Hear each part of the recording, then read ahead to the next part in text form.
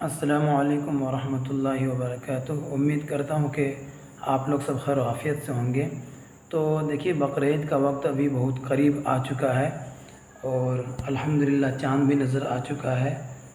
और आने वाला कुछ दिनों में बकरीद यानी कि ईद की नमाज़ होगी। तो कुछ ज़रूरी बातें हैं जो मैं आप तमामी हज़रात से अर्ज़ करना चाहता हूँ कि बकरीद किसके ऊपर कुर्बानी करना किसके ऊपर वाजिब है। तो ये बात तो आप लोगों को मालूम होगी कि जो साहिब निसाब होता है उसके ऊपर कुर्बानी करना वाजिब होता है, चाहे साहिब निसाब वो जिस दिन नमाज हो बकरीद की उस दिन हुआ हो या फिर बकरीद के तीनों दिनों में से किसी दिन में भी अगर उसको इतना माल मिल जाए जितना में ज़कात वाजिब होता है। मैं थोड़ा सा बतला देता हूँ। 52.5 तोला चांदी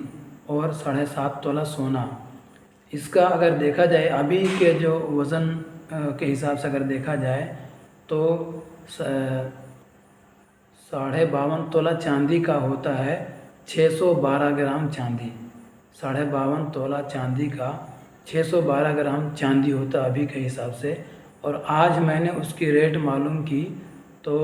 उसका रेट जो बताया वो 48,960 रुपये 48,960 रुपये आज के डेट में बताया गया है। और गूगल पर मैंने सर्च किया था कल कि चांदी का रेट कितना है, तो उसमें तकरीबन 60,000 या 68,000 के आसपास आया था। तो 612 ग्राम चांदी, 52.5 तोला चांदी का वज़न अभी के एतबार से 612 ग्राम चांदी या 612 ग्राम चांदी की कीमत या कुछ चांदी या कुछ सोना मिला करके अगर 612 ग्राम चांदी की कीमत तक अगर पहुंच जाता है तो उसके ऊपर कुर्बानी करना वाजिब होगा, उसे साहिब निसाब माना जाएगा। तो समझ में आ गई बात। और ग्राम 87 ग्राम और कुछ 80 या 87 पॉइंट इस तरह से कुछ है वहाँ पे, इस तरह से मतलब वहाँ पे होता है अभी के हिसाब से। तो उसकी कीमत के आप लोग बाज़ार में मालूम कर सकते हैं, लेकिन आप लोग मोटी सी बात याद रखिए कि 612 ग्राम चांदी या उसकी कीमत के बराबर किसी के पास पैसे हो या थोड़ा सा सोना चांदी हो और बैंक में कुछ पैसे हो या सिर्फ पैसे ही हो, इतना हो 612 ग्राम चांदी की कीमत के बराबर अगर पहुंच जाता है तो उसके ऊपर जो है कुर्बानी वाजिब हो जाएगा। ठीक यही मसला ज़कात का भी है कि अगर किसी के पास इतना माल व दौलत हो और उस पर साल लग जाए, यानी कि एक साल गुजर जाए, जैसे मान लीजिए 1 जनवरी को उसके पास 612 ग्राम चांदी या उतना पैसा उसके हाथ लग गया, कहीं से आया या वो कहीं उसके पास था, ठीक है, तो बीच में घटा या बढ़ा इसका एतबार नहीं होगा। अगर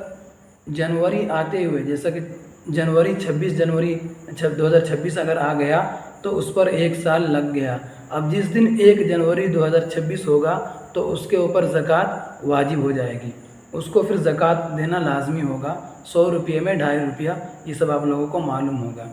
तो ये है ज़कात का निसाब। तो अब मैं ये कह रहा था कि कुर्बानी ऐसे बंदे के ऊपर वाजिब हो जाता है। अब देखिए, बहुत सारे हमारे भाई गलती ये करते हैं कि कुर्बानी वाजिब होता है उनके नाम से, लेकिन वो दे देते हैं मरहुमैन के नाम से। कुर्बानी वाजिब होता है उनके नाम से, लेकिन वो दे देते हैं अपने माँ बाप के नाम से। जिसके पास इतना मालो दौलत हो उसी के नाम से कुर्बानी होगी। अगर शौहर के पास इतना मालो दौलत है या इतने पैसे हैं तो शौहर को ख़ुद कुर्बानी देना होगा अपने पैसे से। अगर बीवी के पास इतने ज़ेवरात हो या पैसे हों तो बीवी को कुर्बानी देना पड़ेगा उसके बीवी के नाम से। अगर माँ बाप के पास अगर इतने रकम हो या इतने चांदी हो तो माँ बाप को कुर्बानी देना होगा। अब अगर किसी के पास ज़ायद है तो अपने कुर्बानी देने के बाद अगर किसी के पास है तो वो कुर्बानी दे सकता है मरहुमैन के नाम से। लेकिन कुर्बानी जिसके ऊपर वाजिब होता है उसी को ही कुर्बानी देना पड़ता है, यानी कि वो खुद अपनी तरफ से कुर्बानी दे। اب ہم بات کرتے ہیں کہ قربانی کا گوشت، تھوڑا سا بتلا دیتا ہوں کہ ہمارا جہاں تک سمجھ ہے اور ہمیں لگتا ہے کہ قربانی کا گوشت جو تقسیم کیا جاتا ہے وہ ٹھیک ہے، 3 حصوں میں ڈیوائڈ کر دیا جاتا ہے، بانٹ دیا جاتا ہے، لیکن میں آپ تمام حضرات سے ایک گزارش کروں گا کہ قربانی کا گوشت انہی گھروں میں پہنچاویں جن کے یہاں قربانی نہ ہوا ہو، خاص طور سے اس کا خیال کریں، جن کے گھر میں قربانی نہ ہوا ہو تو کوشش کریں کہ گوشت ان کے گھر پہنچے، کیونکہ ہوتا کیا ہے ہمارے یہاں کہ قربانی کے 3 حصے کر دیے گئے، ایک حصہ گھر کے لیے رکھ دیا گیا، ایک حصہ رشتہ دار کے لیے نکال دیا گیا، اور ایک حصہ جو بچتا ہے تقسیم کرنے کے لیے تو 2 بوٹیاں 4 بوٹیاں کر کے جو ہے تقسیم کیا جاتا ہے۔ لیکن میں سمجھتا ہوں کہ اگر جس کے گھر میں قربانی نہیں ہوئی ہے تو آپ اس کے گھر میں کم سے کم آدھا کلو یا 1 کلو اس طریقے سے دیجئے، 1 پاؤ تک دیجئے، تاکہ اس کے گھر میں اچھا خاصا گوشت جمع ہو جائے اور وہ بھی قربانی کو اچھے طریقے سے ادا کر سکے۔ میں کچھ اور بولنا چاہ رہا تھا لیکن بہت ساری باتیں یہاں پر آ گئی ہے، تو اگر آپ لوگوں کو یہ بات سمجھ میں آئی ہو تو اس ویڈیو کو جلد سے جلد اپنے رشتہ داروں کو سینڈ کریں، سبسکرائب کریں یا نہ کریں، لائک کریں یا نہ کریں، اس سے ہمیں کوئی مطلب نہیں ہے، لیکن اس ویڈیو کو، اس انفارمیشن کو اور اس جانکاری کو اپنے جاننے والوں تک ضرور سینڈ کر دیجئے گا، تاکہ قربانی سے پہلے، بقرعید سے پہلے ان تک یہ بات پہنچ جائے اور ان کو معلوم ہو جائے۔ ٹھیک ہے، آپ تمام حضرات سے دعا کی درخواست ہے، اور اگر کسی اور ٹاپک کو یا کسی اور مسئلے کو یا بات کو اگر معلوم کرنا ہو تو آپ میرے کمنٹ باکس میں کمنٹ کر سکتے ہیں، پوچھ سکتے ہیں، اور اگر ہو سکے اگر میرا موبائل نمبر مل جاوے تو واٹس ایپ میں بھی سوال کو رکھ سکتے ہیں۔ ٹھیک ہے،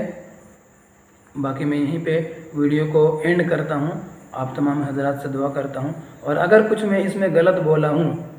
اگر اس ویڈیو کے اندر اگر میں کچھ غلط بولا ہوں، ہو سکتا ہے میں انسان ہوں، ہو سکتا ہے نکل گیا ہو، یا ہو سکتا ہے کہ جس مسئلے کو، جس چیز کو میں سمجھا ہوں وہ غلط طریقے سے سمجھ لیا ہوں، تو اگر آپ لوگوں تک یہ بات پہنچے تو آپ لوگ وہاں پر اس بات کو رکھ سکتے ہیں کہ ہاں آپ نے یہاں پر غلط بات کہی ہے، یہ بات ایسا ہے، اس طرح سے، اس طریقے سے ہے۔ ٹھیک ہے، باقی اور پھر میں ویڈیو بناؤں گا کہ جانور کے گوشت کے کتنے حصے کیے جاتے ہیں، جانور کے اندر کون کون سی چیزیں حرام ہیں، کون کون سے پارٹس کو حرام قرار دیا گیا ہے، ایسی 8 چیزیں ہیں، میں بتلاؤں گا انشاءاللہ اگلی ویڈیو میں۔ آپ حضرات دعا کریں، انشاءاللہ تعالی ضرور میں اس کا اپڈیٹ دوں گا۔ السلام علیکم ورحمۃ اللہ وبرکاتہ۔